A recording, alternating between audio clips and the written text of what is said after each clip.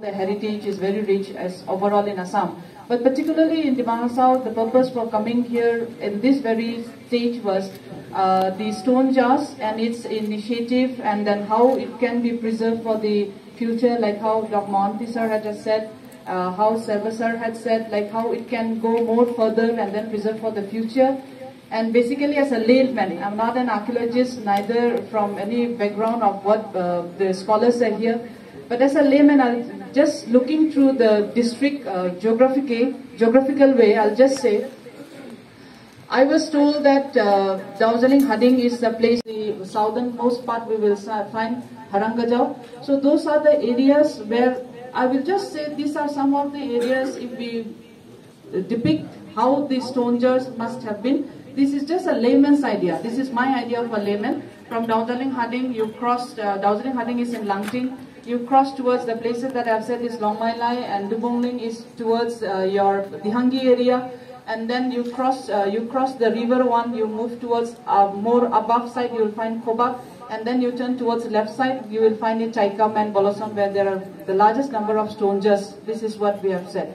But of late, I had also come to the terms of another those types of stone jars being available in the lower part of Harangajao area.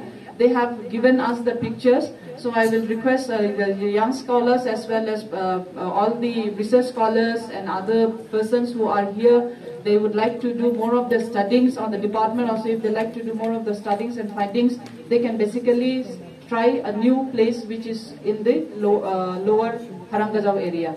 So basically, when Thakuria had said like how the others must have come, and then Dima Hasao must have been the first place, and then they must have transported to others, could be very true, because this is just a layman's idea of how the geographical of what the stone jars has been depicted in our place is.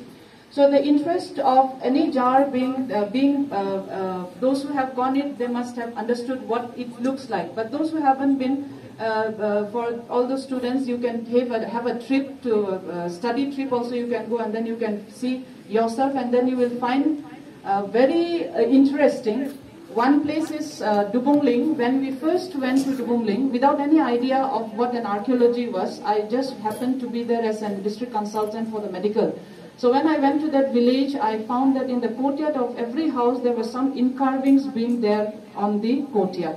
So the in-carvings made me very interesting. How can then carvings be there on any of the courtyard of all the houses in the Dubongling area?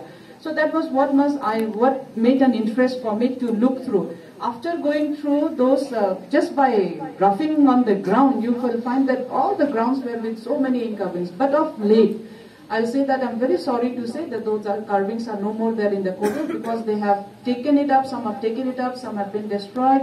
So these are some of the things which, even if you want to preserve it, and if you don't preserve it the right time, later on it only becomes a story. So keeping that in mind, we thought that like something